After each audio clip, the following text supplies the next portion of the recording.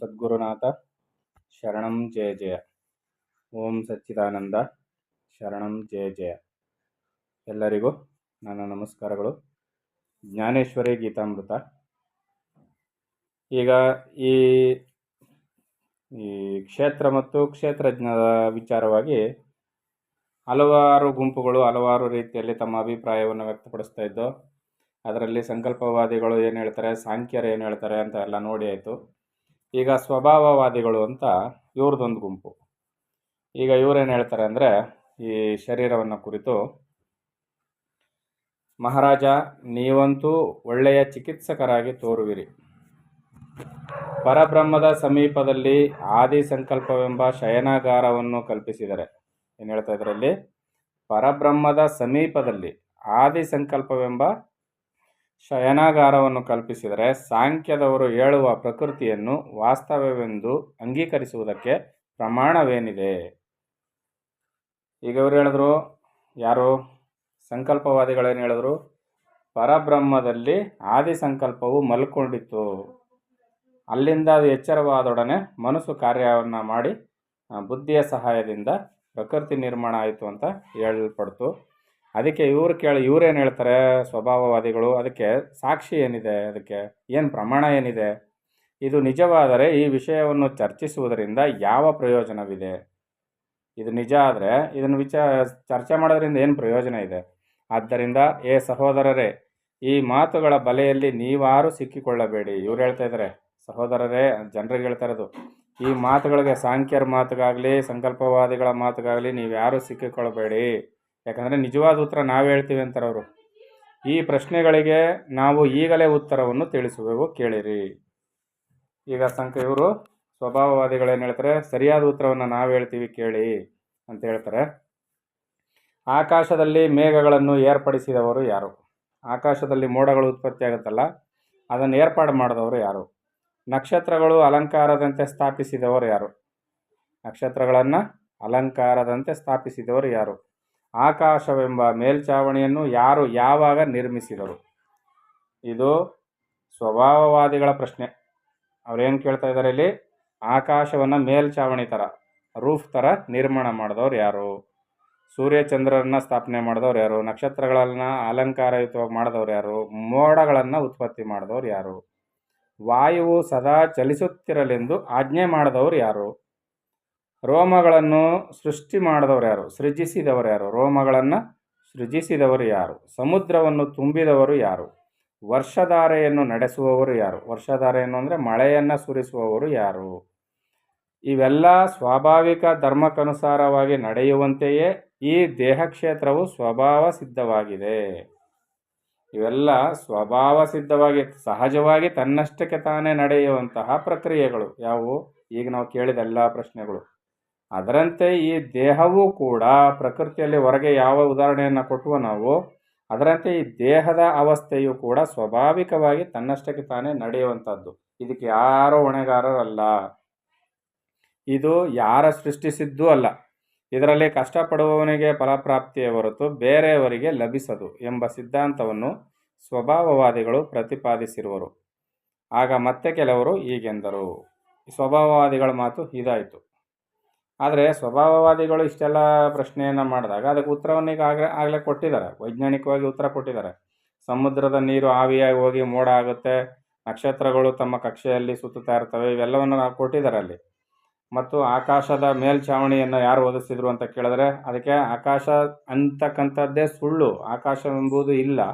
ಎಷ್ಟೆತ್ತರಕ್ಕೆ ನೋಡದಂತೆ ಆಕಾಶ ಕಂಡರೂ ಎತ್ತರಕ್ಕೆ ಹೋದಂತೆ ಆಕಾಶವೆಂಬುದು ಇಲ್ಲ, ಅದು ಆಕಾಶದಂತೆ ಕಾಣ್ತದೆ, ಬಟ್ಟ ಬಯಲಾಗಿರೋದು ಅದು ಅಂತ ಎಲ್ಲ ಹೇಳಿದ್ದಾರೆ.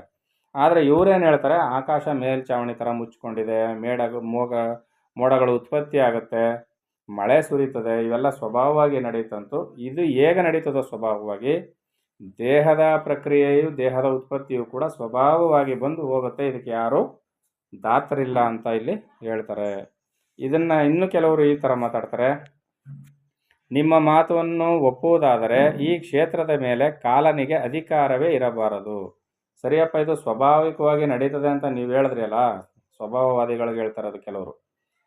ಈಗಿದ್ಮೇಲೆ ಕಾಲಪುರುಷನಿಗೆ ಈ ದೇಹದ ಮೇಲೆ ಅಧಿಕಾರ ಇರಬಾರ್ದು. ಯಾಕೆ? ಕಾಲ ಕಾಲಕ್ಕೆ ಇದು ಮಾರ್ಪಾಡನ್ನು ಹೊಂದಿ ಕಾಲದ ನಂತರ ಇದು ಸರಿದು ಹೋಗುತ್ತೆ, ಕಣ್ಣು ಕಾಣದಂಗೆ ನಾಶವಾಗುತ್ತೆ. ಅದರಿಂದ ಇದು ಅಧಿಕಾರ ಇರಬಾರ್ದು. ಆದರೆ ಕಾಲನ ಪ್ರಭಾವವನ್ನು ತಪ್ಪಿಸಿಕೊಳ್ಳಲು ಯಾರಿಂದಲೂ ಸಾಧ್ಯವಿಲ್ಲ.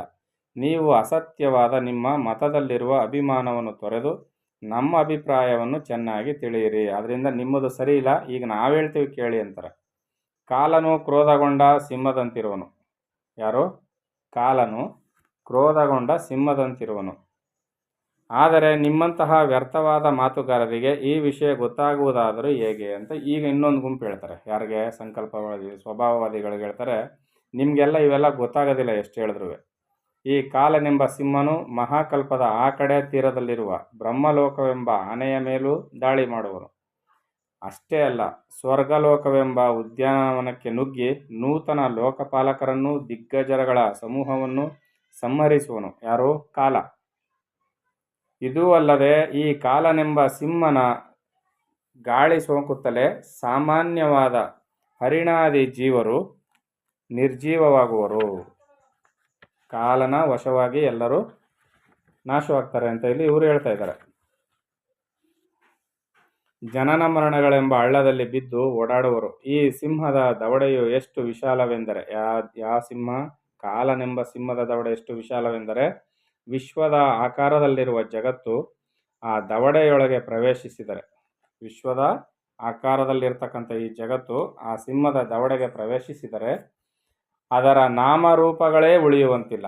ಇದರಿಂದ ಕಾಲವಾದಿಗಳಾದ ನಾವು ಈ ಕ್ಷೇತ್ರದ ಮೇಲೆ ಕಾಲನಿಗೆ ಮಾತ್ರವೇ ಅಧಿಕಾರವಿದೆ ಎಂದು ವಿಜ್ಞಾಪಿಸುವೆವು ಅಂತ ಕಾಲವನ್ನು ಅನುಸರಿಸಿ ಮಾತನಾಡುವವರು, ಕಾಲಕ್ಕೆ ಪ್ರಾಮುಖ್ಯತೆಯನ್ನು ಕೊಡ್ತಕ್ಕಂಥವ್ರು ಈ ಮಾತುಗಳನ್ನು ಹೇಳ್ತಾರೆ. ಇವರಿಷ್ಟೂ ಜನಗಳು ಇಷ್ಟು ಮಾತನ್ನು ಹೇಳಿ ಆದಮೇಲೆ ಕೃಷ್ಣ ಪರಮಾತ್ಮನು ಅರ್ಜುನನಿಗೆ ಹೇಳ್ತಾನೆ, ಹೇ ಅರ್ಜುನ, ಈ ದೇಹಕ್ಷೇತ್ರದ ಸಂಬಂಧದಲ್ಲಿ ಈ ರೀತಿ ಅನೇಕ ಪಕ್ಷಗಳಿವೆ. ನೈಮಿಷಾರಣ್ಯದಲ್ಲಿರುವ ಋಷಿಗಳು ಸಹ ಈ ವಿಷಯದಲ್ಲಿ ಬಹಳವಾಗಿ ಅನೇಕ ಚರ್ಚೆಗಳು ವಾದವಿವಾದಗಳನ್ನು ಮಾಡಿದರು. ಪುರಾಣಗಳಲ್ಲಿಯೂ ಕೂಡ ಈ ವಿಷಯದಲ್ಲಿ ಅನೇಕ ಚರ್ಚೆಗಳು ನಡೆದಿವೆ. ಅನುಷ್ಟಪ್ ಮೊದಲಾದ ಛಂದಸ್ಸುಗಳಲ್ಲಿಯೂ ಈ ವಿಷಯವನ್ನು ಕುರಿತು ಬಹು ಚರ್ಚೆಗಳಾಗಿವೆ. ಜ್ಞಾನ ದೃಷ್ಟಿಯಿಂದ ನೋಡಿದರೆ ವೇದದಲ್ಲಿ ಬ್ರಹ್ಮಸೂತ್ರಗಳೇ ಹೆಚ್ಚು ಪವಿತ್ರವಾದವು. ಜ್ಞಾನದ ದೃಷ್ಟಿಯಿಂದ ನೋಡಿದರೆ ಬ್ರಹ್ಮಸೂತ್ರಗಳೇ ಹೆಚ್ಚು ಶ್ರೇಷ್ಠವಾದವು, ಪವಿತ್ರವಾದವು. ಆದರೆ ಅವಕ್ಕೂ ಸಹ ಈ ಕ್ಷೇತ್ರದ ಸಂಪೂರ್ಣ ರಹಸ್ಯವು ವ್ಯಕ್ತವಾಗಲಿಲ್ಲ. ಬ್ರಹ್ಮಸೂತ್ರಗಳಿಗೂ ಕೂಡ ದೇಹದ ಕುರಿತಾಗಿ ಗೊತ್ತಾಗಲಿಲ್ಲ. ಈ ದೇಹವನ್ನು ಏನು ಅಂತ ಸ್ಟಡಿ ಮಾಡೋಕ್ಕಾಗಿಲ್ಲ, ಇನ್ನೂ ಅರ್ಥ ಮಾಡ್ಕೊಳಕ್ಕಾಗಿಲ್ಲ.